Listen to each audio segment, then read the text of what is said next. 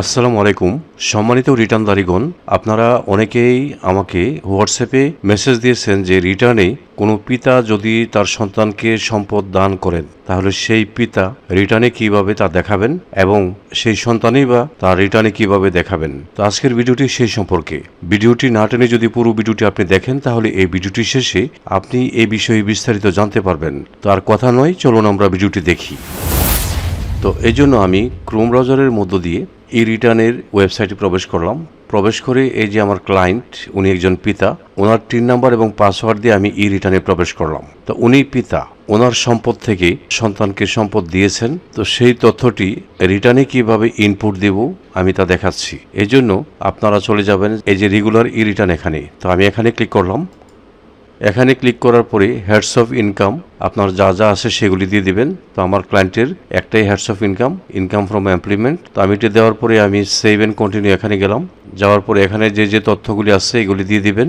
এখানে সম্পদরা দেখেন, যদি 50 লক্ষ টাকার নিচে হয় এটা দিবেন, আর যদি 50 লক্ষ টাকার উপরে হয় তাহলে এটা দিবেন। ঠিক আছে। তারপরে রিবেটটা এখানে দেখেন, যদি ওনার ট্যাক্সেবল ইনকাম যেহেতু উনি বেসরকারি চাকরি করে তাই ওনার যে বেতন ভাতা আছে এটাকে 3 ভাগ করবেন। 3 ভাগ করার পরে 1 ভাগ থাকবে ট্যাক্স ফ্রি আর 2 ভাগ হলো ট্যাক্সেবল ইনকাম। তো সেই 2 ভাগ যদি 4 লক্ষ টাকা ওভার না হয় তাহলে রিবেট দেওয়ার দরকার নেই। হ্যাঁ, আর যদি 4 লক্ষ টাকা ওভার হয়ে যায় আর ইনভেস্টে যদি কোনো কিছু থাকে এটা ইয়েস দিয়ে দিবেন, আর ইনভেস্ট না থাকলে এটা দেওয়ার দরকার নেই। তো আমি কন্টিনিউ এখানে ক্লিক করলাম। করার পরে আমি এগুলি ফিল আপ করে রেখেছি আগেই। তো এখানে এটা দেখেন, এই যে ওনার যে টোটাল যে বেতন ভাতা এটারে 3 ভাগ করার পরে 1 ভাগ হলো ট্যাক্স ফ্রি আর 2 ভাগ হলো ট্যাক্সেবল অ্যামাউন্ট। এই যে ট্যাক্সেবল অ্যামাউন্টটা এটা কিন্তু 4 লক্ষ পার হয়নি। তাছাড়া ওনার ইনভেস্টে কোনো কিছু নাই, এই জন্য আমি রিবেটটা নো দিয়েছিলাম। আপনার যদি এখানে 4 লক্ষ পার হয়ে যায় আর যদি ইনভেস্টে কোনো কিছু থাকে যেমন সঞ্চয়পত্র, ডিপিএস, ইন্স্যুরেন্স অথবা প্রভিডেন্ট ফান্ড এই ধরনের থাকলে আপনারা রিবেটটাতে ইয়েস দিবেন, করভূতি পাইতে পারেন। আচ্ছা, এরপরে আমি কন্টিনিউ এখানে ক্লিক করলাম। এখানে ওনার এক্সপেন্ডিচার আমি ভেঙে ভেঙে দিয়েছি। তারপরে আমি চলে যাব অ্যাসেটে, সেভ এন্ড কন্টিনিউ এটাতে গেলাম। যাওয়ার পরে এই যে দেখেন পিতা, ওনার সমস্ত সম্পদ আমি ইনপুট দিয়েছি গত বছরই। এখন উনি এই যে সম্পদরা আছে এই সম্পদরা নন এগ্রিকালচার প্রপার্টি, এই সম্পদরা এই যে 6 ডিসিমাল ল্যান্ড আছে ওনার, এই ল্যান্ডটা 9 লক্ষ টাকায় উনি ক্রয় করেছিলেন, দলিল মূল্যে 9 লক্ষ টাকা। তো এই সম্পদরা উনি ওনার ছেলেকে দিয়ে দিবেন। তো দিয়ে দিলে ওনার কিন্তু এই সম্পদটা এখানে থাকবে না। তো উনি যদি ওনার সন্তানকে দিয়ে দিতে ওইটা কোথায় ইনপুট করবে? তো ওইটা ইনপুট করবে আমি দেখাই আপনাদের। আপনারা স্ক্রল করে নিচের দিকে চলে যাবেন। এই যে দেখেন, এই যে আদার আউটফ্লো, এখানে আপনি গিফট, ডোনেশন এন্ড কন্ট্রিবিউশন এখানে যাবেন। এখানে গিয়ে এখানে ক্লিক করে দিবেন। দেওয়ার পরে এখানে এই যে পার্টিকুলারে ক্লিক করে এখানে আপনি গিফট দিয়ে দিবেন, name of the receiver and description, এখানে যাকে ওই পিতা এই সম্পদটা দান করছে তার নাম এবং প্রয়োজনীয় কিছু তথ্য এখানে দিবেন। তো আমি দিয়ে দিচ্ছি। এই যে এখানে আমি দিয়ে দিলাম।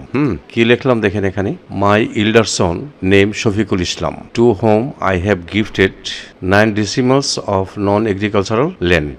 আমি আমার বড় সন্তানকে 9 ডিসিমাল জমি উপহার হিসাবে দিয়েছি। এখন এখানে দেখেন টিন অফ দ্য রিসিভার, এখানে আপনি আপনার সন্তানকে যেহেতু দিয়েছেন গিফট, তো ওই সন্তানের টিন নাম্বারটা এখানে দিয়ে দিবেন। তো আমি টিন নাম্বারটা দিয়ে দিই। আচ্ছা, টিন নাম্বারটা এখানে দিয়ে দিলাম। এখন জমির মূল্যটা এখানে, ওই জমির মূল্যটা ছিল কিন্তু 9 লক্ষ টাকা। তো আমি 9 লক্ষ টাকা এখানে দিয়ে দিলাম। তাহলে এই যে 9 লক্ষ টাকা দিয়ে দিলাম, এটা এখন ডিফারেন্সে দেখেন মাইনাস ফিগার চলে আসছে। তাহলে এটা জিরো হবে কিভাবে? এটা জিরো হবে ওই যে উনি তো সম্পদ দিয়ে দিচ্ছে ওনার ছেলেকে, তাই না?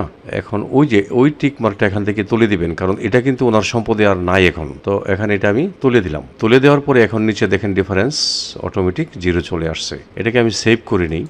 তো পিতার এখান থেকে সম্পদ কিন্তু ওনার সন্তানকে দান করেছেন, 9 লক্ষ টাকা কমে গেছে। ঠিক ডিফারেন্সে এখানে দেখেন এই যে চেঞ্জ ইন নেট ওয়েলথ, ওনার 9 লক্ষ টাকা কমে গেছে, এটা এখানে শো করবে। গত বছর ছিল দেখেন 52,69,218, এখন 9 লক্ষ কমে গেছে, কমে গিয়ে এখন হবে যে 43,69,218 টাকা। ঠিক আছে। আচ্ছা, এখন মনে করেন পিতাই তো দিয়ে দিল, এখন সন্তান কিভাবে তার রিটার্নে দেখাবেন? তো আমি সন্তানের তো এখানে নাই আমার, তো সন্তানের যেভাবে দেখাবেন এটা আমি দেখাচ্ছি আপনাদের। আপনারা এই যে সোর্স অফ ফান্ড অর্জিত তহবিল এখানে যাবেন, এই যে এখানে গিয়ে দেখেন সন্তানের বেলা এটা সন্তানের রিটার্নে, কিন্তু আমি যদিও বাবার রিটার্নই দেখাচ্ছি কিন্তু এটার বাবার রিটার্নে দেখাবেন না, এটা দেখাবেন সন্তানের রিটার্নে। তো আদার রিসিপ্টে আপনারা ক্লিক করবেন, করার পরে এখানে পার্টিকুলার্স অর্থাৎ সন্তান যে বাবার কাছ থেকে পাইছে এটার নোট এখানে দিয়ে দিবেন। তো এটার নোটটা আমি এখানে লিখে দিচ্ছি। এটা এই লেখাটা কিন্তু অবশ্যই সন্তানের রিটার্নে দিবেন, পিতার না, কিন্তু পিতার উপর একটা দিচ্ছেন। হ্যাঁ, তো আমি আর সন্তানের রিটার্নে যাচ্ছি না, পিতার রিটার্নে এখানে দেখাই দিচ্ছি আপনাদেরকে। এইটা আদার রিসিপ্টে আপনারা যাবেন সন্তানের রিটার্নে। ঠিক এখানে এই রেফারেন্স যেটা এখানে একটা ব্র্যাকেট দিবেন, ফার্স্ট ব্র্যাকেট দিয়ে TIN এই যে নাম্বারটা এখানে দিয়ে দিবেন পিতারটা। তো আমি দিয়ে দিলাম, দিয়ে ব্র্যাকেট ফার্স্ট ব্র্যাকেট ক্লোজ করে দিবেন। দেওয়ার পরে এখানে 9 লক্ষ টাকা দেখাই দিবেন, কারণ তখন তো সন্তানের এখানে কিন্তু এই যে নন এগ্রিকালচারাল প্রপার্টি এখানে সন্তান এটা টিকমার্ক দিয়ে এখানে এড করবেন। ঠিক আছে, এড করার পরে সন্তানের কিন্তু 9 লক্ষ টাকা নিচে মাইনাস ফিগার আসবে। এই জন্য সন্তান এই যে আদার রিসিপ্টে গিয়ে এই লেখাটা লিখবেন, আর পিতার টিন নাম্বারটা এখানে দিবেন, আর জমির পরিমাণ এখানে দিবেন। দেওয়ার পরে নিচে অটোমেটিক ডিফারেন্সটা 0 চলে আসবে। তো যেহেতু এটা পিতার, আমি এটা অফ করে দিলাম। আচ্ছা, অনেকের প্রশ্ন, একাধিক সন্তান হলে পিতার সম্পদ একাধিক সন্তানের মধ্যে কিভাবে ভাগ করে দিবেন, এটাতেই আমি বুঝাই দিচ্ছি। তো মনে করেন ওনার নন এগ্রিকালচারাল প্রপার্টি ছিল 6 ডিসিমাল, এটা উনি 2 সন্তান বা 3 সন্তানকে ভাগ করে দিবেন। সেই ক্ষেত্রে এই যে এখানে এটা হলো মনে করেন 1 নাম্বার সন্তান, তারপরে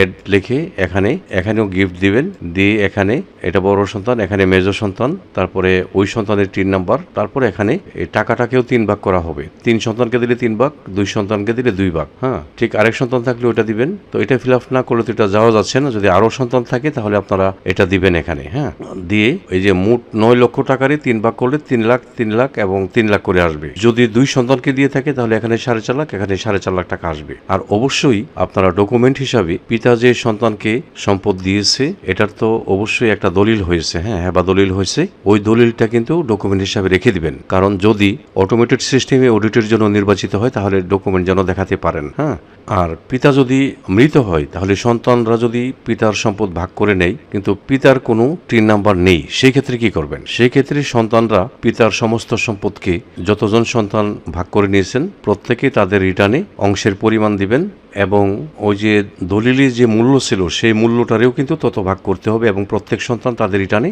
দেখাইবেন এবং দলিলটা অবশ্যই রেখে দিবেন। হ্যাঁ, তখন কিন্তু সন্তানের রিটার্নগুলোতে এখানে উপহার না, ইনহেরিটেন্স হিসাবে প্রাপ্ত মানে উত্তরাধিকার সূত্রে প্রাপ্ত সম্পত্তি দেখাবেন। হ্যাঁ, আধার রিসিপ্টে অর্থাৎ অর্জিত তহবিলে। তাহলে এইভাবে আপনারা রিটার্নগুলি ফিল আপ করে নেবেন। তো আপনারা যারা অনলাইনে রিটার্ন ফিল আপ করবেন, যদি আপনারা না বুঝেন তাহলে একজন ইনকাম ট্যাক্স লয়ার বা এনবিআর থেকে প্রশিক্ষণপ্রাপ্ত দক্ষ কোনো ব্যক্তি দিয়ে রিটার্নটা ফিল আপ করাবেন, আপনি অনেক বিপদ থেকে বেঁচে যাবেন। ফুটপাতে আপনারা এইসব কাজগুলি করাবেন না, কারণ তারা এই নিয়মগুলো জানে না। হ্যাঁ, এরা এমনিতেই ফিল আপ করে দেয়, এখানে কোনো নোট লেখে না, কিছুই লেখে না। এতে করে বিপদে পড়লে আপনিই পড়বেন, ওই দোকানদার কিন্তু বিপদে পড়বে না। তাছাড়া তাদের কাছ থেকে আপনি ভালো কোনো পরামর্শও পাবেন না যদি বিপদে পড়েন। হ্যাঁ, এই জন্য বলছি আপনারা যে কেউ কিন্তু রিটার্ন ফিল আপ করতে পারে, কিন্তু কোনটা কোথায় ইনপুট দিতে হবে এটা কিন্তু অনেকেই জানে না। এজন্য অভিজ্ঞ লোক দিয়ে আপনারা কাজগুলি করাবেন।